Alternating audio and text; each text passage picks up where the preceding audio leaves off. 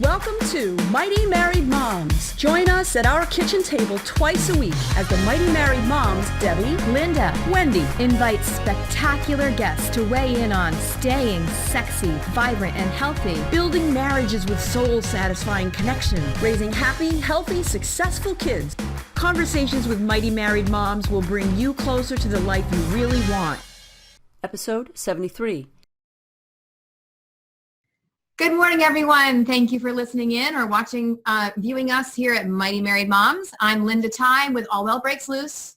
I'm Wendy Williams from connectagain.org. And Debbie Owen from You Can Raise Great Kids. All right. So we're here. We have the distinct privilege this morning of talking with Yolanda Lewis, who is a speaker and brand dazzler. Her website is theyolandalewis.com. She's an accomplished business professional and lover of learning, holding multiple degrees and certifications in her field. Mrs. Lewis runs a business helping others create a signature story for their life through coaching, training, and publishing. No stranger to family life, she has been married over 13 years and is a mother of 2 beautiful children. Right. So we are really excited to talk with you this morning, Yolanda. Thanks so much for being on the show. Thank you. Thank you so much. It's so exciting to be here and glad to be here. Yeah, and Yolanda's talking to us from Georgia. And we're here in Boston. It's still a little cold today. June, but it's still kind of cold. Right. But we would love to know, like, how do you become a brand dazzler? Like, what was your path? What was your journey? Right. Well, it was a culmination of things. As with any journey, there was no, one moment that said, aha, this is what I'm supposed to do. It was a series of events. So most recently, what really kicked things off for me and how I was able to put all of my background together, because if I bored you with all of my credentials and where I've been and all of that good stuff, it wouldn't even make sense. Because I've kind of been everywhere. I've been in the military. I've been in, I spent 10 years in banking. So even those two together don't go. But through a culmination of events, I was able to arrive. So at the onset, I could feel change kind of stirring up. Just one of those things where you feel like something's coming.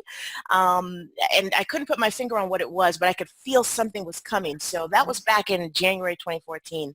9 months later, fast forward, ironically 9 months later, I was let go from my job.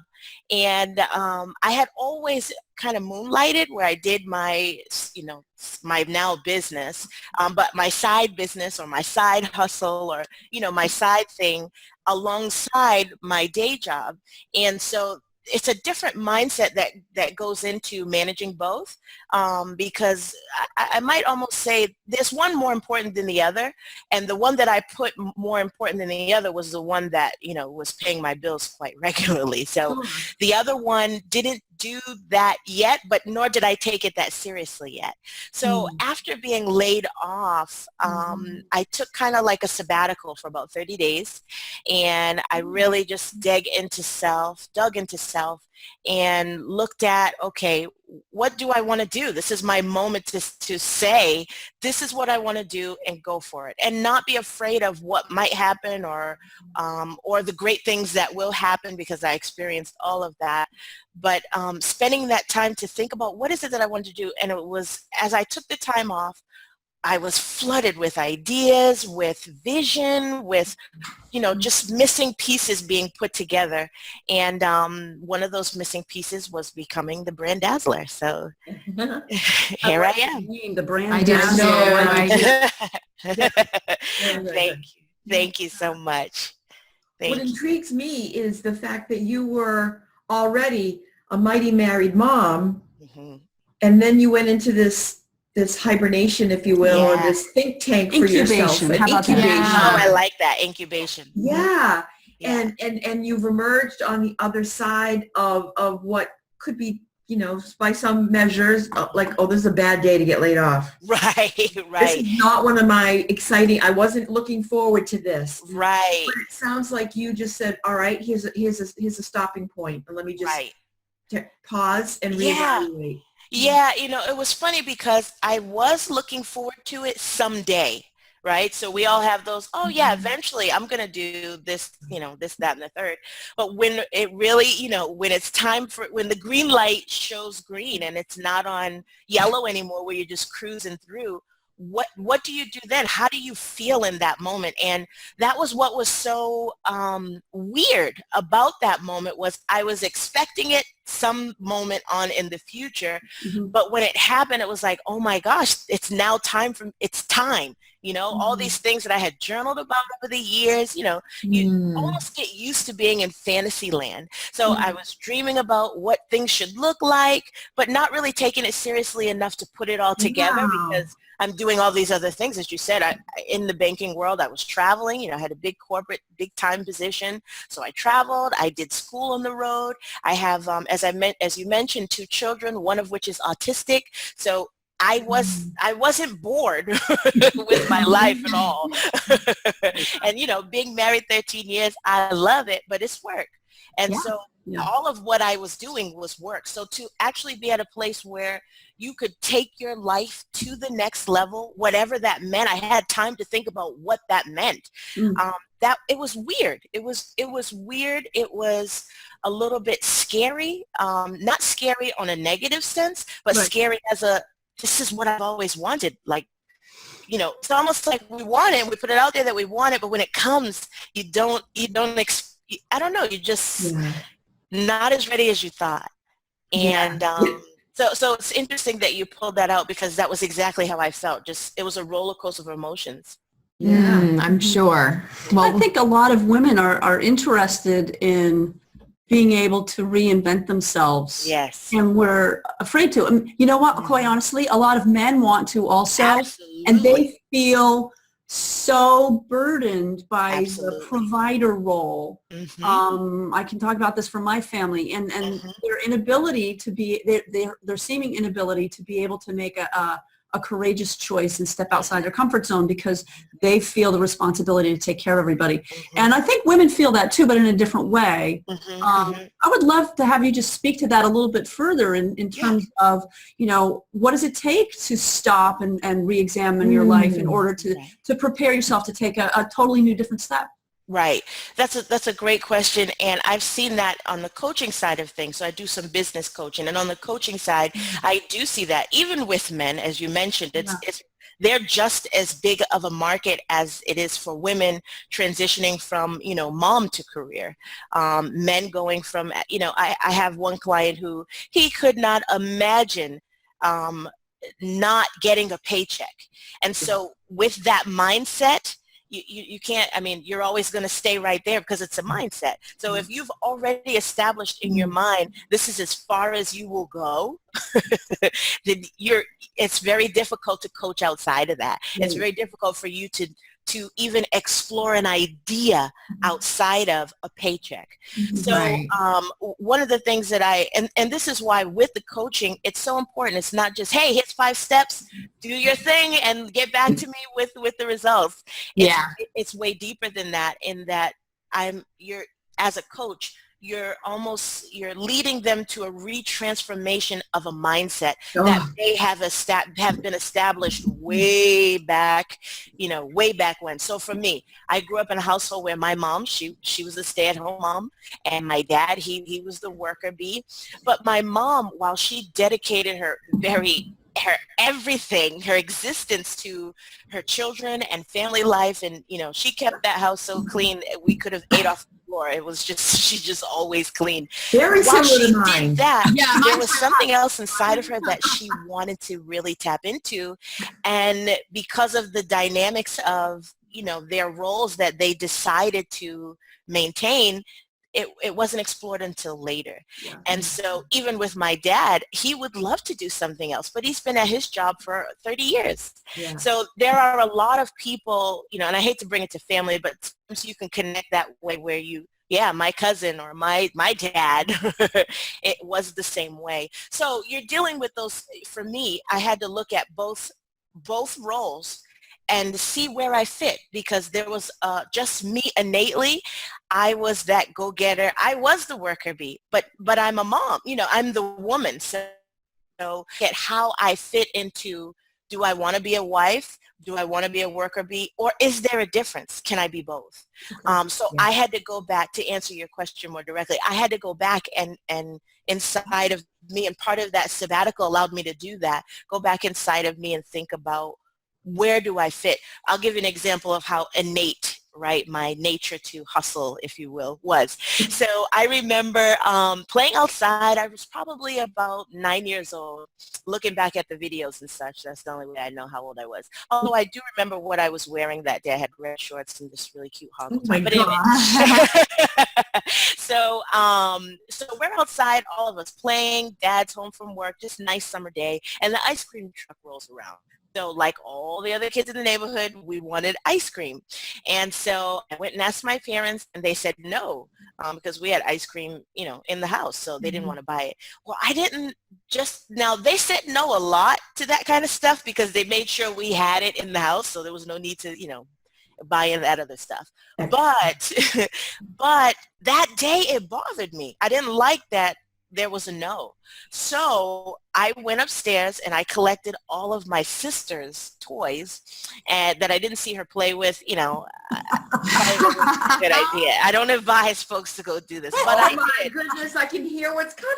Oh yeah. And so I went outside and my mom had taught me to sew. So I took some time. This was early in the day. This is when you played outside all day, right? Yeah, so right. Yep. I had a long time to get all this stuff together. So I went through my mother's fabric and I sewed a bathing suit out of silk cloth. I don't know what I was thinking, but in my mind, I made a bathing suit because I was like, I have to have a variety. Well, I took all of this stuff and I went out to the front yard and sold it. And I earned enough money that day to buy me and my siblings ice cream. Of course, that was before I was told on and got in trouble for selling all my sister's toys. But that speaks to, and I had a lot of moments like this. My family will even tell me stories.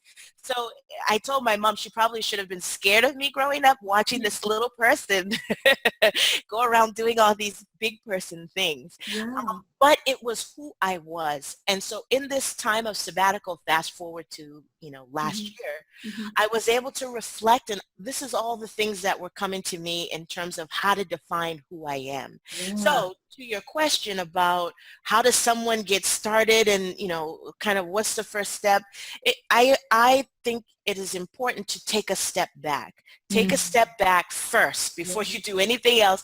Take a step back first and collect yourself, because more than likely if you're at a point where you're ready for change or wanting to make a change, or you think you want to make a change because you have no idea what's coming on the downstream, you still need to step back and think about, what does that change look like for me? And just get some vision going, because as you progress forward, that vision is what is going to keep you centered and what's going to keep you motivated. Because I'll tell you, with this, running your own business thing, it's not easy. And especially if you have multiple things that you're good at and multiple things to offer, it is so not easy. And even I thought it was going to be way easier than it is. Now, the offset to that is that it's fun. I love what I do. I love being able to see the result of someone say, wow, that session that I was in that you taught was so awesome. Or, wow, what you said right there allowed me to think about something else and changed my life. So that is what gives me the fulfillment to do what I do and encourage others to do the same. That's great. Yeah. Awesome. Great. Yeah. Oh my goodness gracious. Yeah. One of the other things that you said early on that I thought was really intriguing, and it goes to your job as a branding specialist, and that is our story for life. Yeah, that's a great phrase. Yeah, if you could talk about that a little bit, and then then we can go into the business stuff too. But talk about the story for life a little bit. Yes. So with the story, one of the things that branding, right? So thinking about branding, branding is not slapping up a logo, changing the color scheme. That's not branding. That's actually a little bit of marketing, I would say.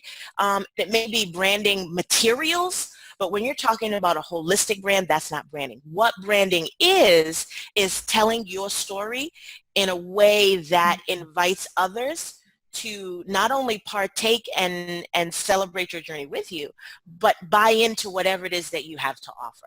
So as it relates to the story, even again, going back to my period of sabbatical, what was coming to me, all of that, my background and just leading up to where I was at that present day was my story. And so during that time, I had to figure out, how do I communicate this story to relate to other mothers, to relate to other business professionals? And even that's two different audiences. But as I thought about it, I come from both sides. I'm a mom and a wife, and I've fulfilled that role. And then I'm also a business person. And so I'm able to find a way to magnetically blend both to create a story which also creates my brand, and I can dazzle my audience. So hence the brand Dazzler. Does that answer your question, or should I go a little bit deeper? Oh, yeah, that's a good No, the reply. story, the how you develop your stories, it's really about, it's bringing you forward. Yeah. Yes. Right. And finding those connection points with, That's right. with whomever. So you're not going to connect with, whatever, some male CEO who's, the head of a farming industry. That's not going to be Right. who you're going to connect with, right? No. But your story does connect with a certain tribe, as our friend Right, Seth would right, say. right. And so those are the people that you want to speak to, and you need to be authentic and real in order to get that Right. group with you. Absolutely. Right, and Absolutely. the story, right? The story is going to get into people's hearts and into that That's part right. of the brain where they're That's going to right. react, their emotional part of the brain where they actually make those decisions. And too many That's right. businesses, right? They think we'll make a Yes. pretty logo, we'll tell Right. you all the facts about what we can do, but they're Right. not getting into the heart. No, The heart is that's right. where you connect with people is in the story. That's Where right. I can say, I relate to her, she can help me. Right. That's right. That's exactly it. That's exactly it. A lot of businesses, as you mentioned, they miss that piece. And so then they wonder why they may be struggling in business. They wonder why, they might have great product, but no one is buying it. They wonder why all those things. And a lot of it is because there's a holistic nature to it. There's a holistic, there's a holistic view to putting it all together. Yeah, and there's scientific proof of it.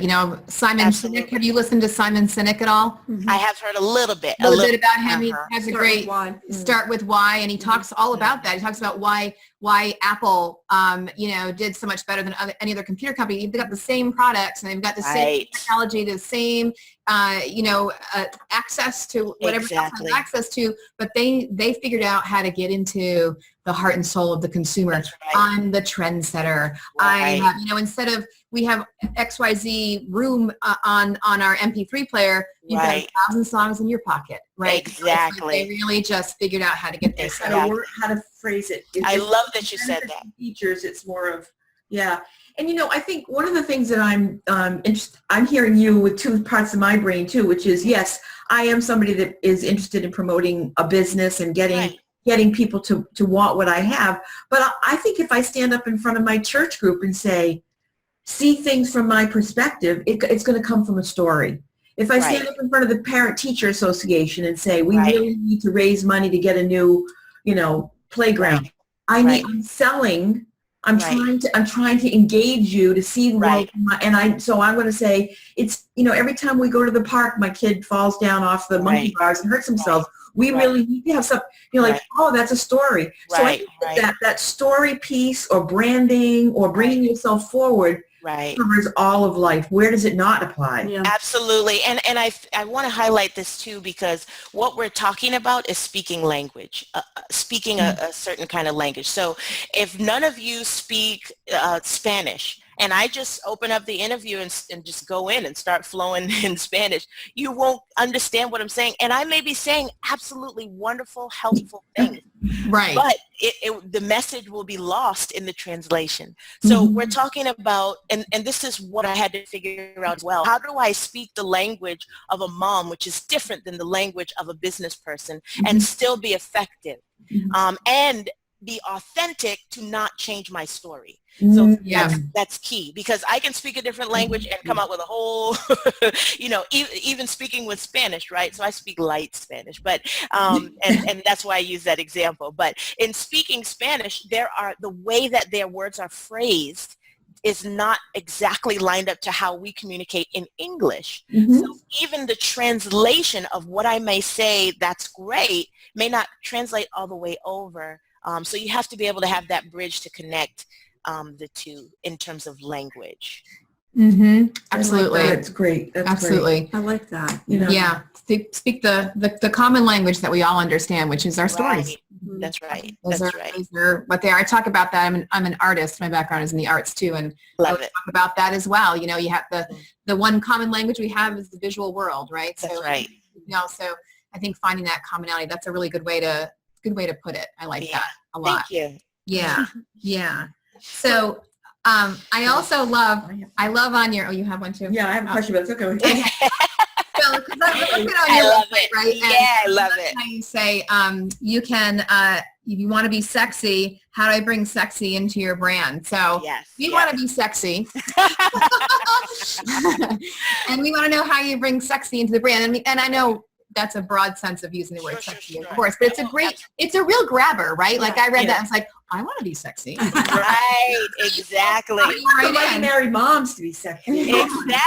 Exactly. Well, you know, I chose that copy, that way that I put it, because it made me think of I think it's Justin Timberlake. Well, he's singing, you know, I'm bringing sexy back. You know, and so every time I read that, even when I'm, you know, just whatever, that's what I think of. And that's what you want to do, because with my target market, I work with 3 types of individuals. So you're either starting a business, you're either thinking about starting a business, or you are in transition of going from, you know, your day-to-day job to again starting your business. And actually there's a 4th demographic, and that is for the person who's been in business, right? They need to bring their sexy back. So with the technological advances and even the changing footprint of how people communicate, what language they speak, sometimes businesses may feel that they're a little bit out of touch, or you know, they just can't connect with their audience anymore. So I help to work with those persons as well. So that being said, sexy is more correlated to attractiveness. How do I attract back my brand? So with you lovely ladies, I can only help to make you more sexy because you already have the appeal going on. Well, back at you. I did check out, you know, the website, and one thing, if I could add any, you know, feedback. Go for it. Yeah. Please. Is color.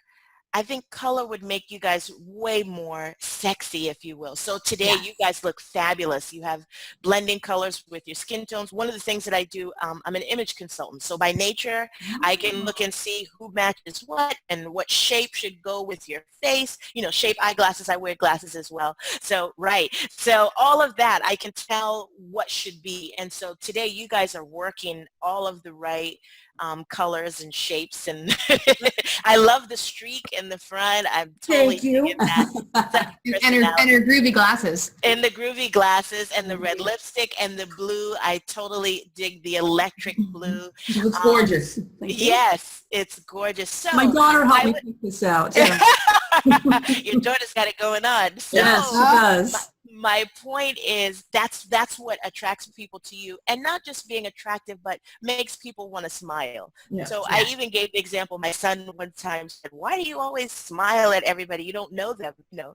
And so what I find is people who even don't want to smile, they like, you know, they almost look awkward because they weren't prepared to smile. But because I'm smiling at them, they smile back. So it's one of those things where you want people to look at your brand and smile back. And I think that color, and this is, of course, you know, this is not an analysis. This is just one. Well, I will put in a caveat that we're using a beta program for our website right now, and there's still fixing things, and we are definitely We've been still trying to things. figure out how to. I love it. Experts by And any stretch also of the that imagination. picture was based on an old TV show. We were thinking of going along with the theme of Charlie's Angels. Charlie's Angels. I love it. Trying to be like. But I liked that because it had personality with it. Yeah. So I liked that. Good. I would just want to see a little more color.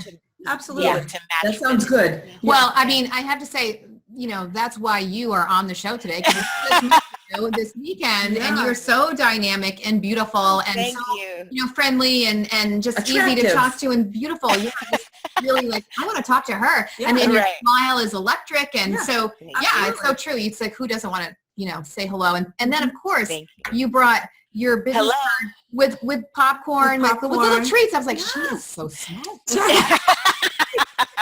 Everyone was like, oh, wow. Right. Yeah. Right. I love it. Well, and I try to find ways to connect, to speak people's language. So everybody loves a snack. And when you're at an event all day, a snack helps. Absolutely. and a free snack at that. So absolutely. Very smart. Very, very smart. Thank you so much. So we're at 25, our maximum amount, which is really a bummer. So we want to make sure that we have time for you to tell our listeners and our viewers what you've got coming up, how they can find you. Yes. Do you work with people online or just near your home? No, I do work with people virtually. Depends on what you need. But we can build things into where I can come and fly out and we can meet person to person. Because sometimes that person-to-person interaction, it helps more. I can do things virtually. Yeah, if you help people with their image and everything, I would think that would be important. Absolutely. So and that's why I said it depends on what you need. So, but I do work with people virtually. And then also too, where you can find me, my website, www.theyolandalewis.com, the one and only brand Dazzler. And the Yolanda Lewis. Yes, Tighe, the, however you pronounce it. Depending on where you're from. Right. So that's where you can find me. From there, what I have going on immediately next, I'll actually be coming back to Boston on June 27th. And I'll be doing a branding party. So it's going to be a day party from 2 to 4. It's going to be at Savor. It's either Savor or Savor, depending on how you pronounce it. Lounge on Lincoln Street. So all that information you can find right on my website. It blinks, so you can't miss it. the day party blinks. And so that's really what I'd love to have people come out and enjoy networking, but also have a very candid dialogue about branding and how I can help you to brand it. It will also be kind of like a mastermind feel. Because what we'll be doing is taking some volunteer business owners and they'll stand up and they will share what their pain point is, and it will be myself and a few other experts on the panel who will give you feedback. So it's a ticketed event, but it's the most inexpensive business advice that you will ever get in terms of branding. Sounds great. That is awesome. What a great idea. I love the party. Yeah. Well, it's one of those things where, like we talked about, I have to be me. And so me and business can be fun. And I want to be able to show that to other people. It doesn't have to be stuffy. So if you want to wear your high heels, whatever with your orange lipstick, that's right. Or your streaked hair, do that. Come and enjoy yourself. Or if you want to wear your flat, silver shoes with some slacks, jeans, do that too. Come have a drink. There'll be light appetizers, whatever fits your bill, but come and learn and get so then you can go and do. Sounds great. That's great. Yeah. Yeah. The world is a harsh and difficult place in a lot of places. And I'm finding that's what's coming to me more and more over the past couple of months is that the things that I want to bring to the world, people have to leave with a smile and having a couple of belly laughs. Yes. That's going to counteract so much toxicity. Absolutely. And we just got so much. And I'd love to have you come back and talk more about mindset. Yes. Yes. Every single guest we have, I don't care what we originally have them on for, the word mindset comes up. Yep. So I'm launching this right today. Mindset of the Mighty Married Moms. There you go. I love it. I love it. Yes. Write me down. I'm there. I'm telling you. Yeah. It's important. That's where it So starts. you'll have to come back. Yes. Great. Yes, because I'm tempted to go there now, but I will refrain. But it's so right on. Get a little bit of a hello in person. That would be great. Yeah. That would be awesome. Okay. Well, thank you Yolanda. so much. You are wonderful. Thank you so much. We so much enjoyed talking with you this morning. And thank you, listeners, for listening in, and viewers. And please find us on iTunes, subscribe, give us a rating and a review. Don't keep us a secret. Have a fabulous day. Thank you from the Mighty Married Moms. Bye. Bye. Thank you. Bye. Thank you for joining us for this episode of Mighty Married Moms. Tune in twice a week on Mondays and Thursdays to meet fascinating and inspiring guests who will help you create the life you've always wanted. You can find these episodes and special gifts just for you at mightymarriedmoms.com, as well as a link to our Facebook community, where we continue the conversation around the kitchen table. Please also help share the love by leaving a review on iTunes. We'll see you next time.